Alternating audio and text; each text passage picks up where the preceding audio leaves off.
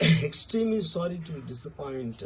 అంటే ఇప్పుడు ఏదో ఉనికిపోతున్నాను మంచం కింద కొంచెం నేడుస్తున్నాను అని అందరూ what ever the media speculating, వాళ్ళందరికీ చిన్న డిసప్పాయింట్మెంట్గా ఉండొచ్చు వీడియో.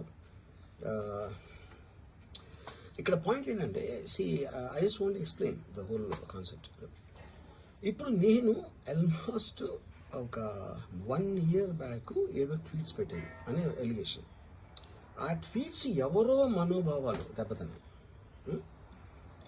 ఇక్కడ విచిత్రం ఏంటంటే 1 year బ్యాక్ పెట్టిన ట్వీట్స్ 4 డిఫరెంట్ ప్లేసెస్లో 4 డిఫరెంట్ జ్యూరిస్డిక్షన్స్లో 4కి ఒకే 3-4 రోజుల వ్యవధిలో వాళ్ళ మనోభావాలు దెబ్బతిన్నాయి. వాళ్ళు ఆ పరంగా కంప్లైంట్ ఇవ్వడం, కేసులు పెట్టడం జరిగింది. ఇక్కడ పాయింట్ 1, ఎవరి మీద అయితే నేను పెట్టానని వాళ్ళు చెప్తున్నారో వాళ్ళకి లేదు, ఎవరో థర్డ్ పార్టీ, అసలు సంబంధం లేనివాడు.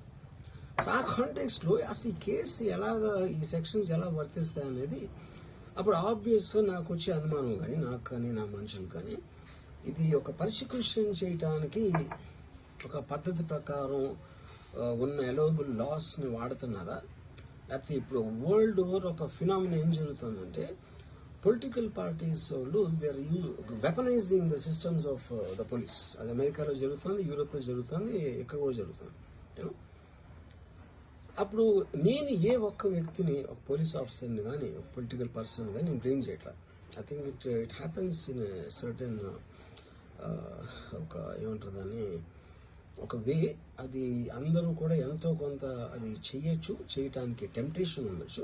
But eventually there is the law of the land which will take the final call. So అది that I completely agree, believe in that and I abide by that as a citizen. So ఇప్పుడు ఇక్కడ జరిగింది ఏంటి, నాకు ఒక notice వచ్చింది, నేను ఒక రిప్లై ఇచ్చాను, ఫలానా చోట ఫలానా తారీఖు నేను వస్తాను. అప్పటికి నాకు జరుగుతున్న పని ఒక ఆన్గోయింగ్ స్కెడ్యూల్ ఉంది కాబట్టి, నాకు ఫిల్మ్ వర్క్ ఉంది కాబట్టి అవ్వలేదు. అండ్ ఇట్ ఈస్ వేరే ప్రొడ్యూసర్ చేస్తాను, ఆ ప్రొడ్యూసర్కి నష్టం వస్తుంది కాబట్టి నేను మళ్ళీ టైం అడిగాను.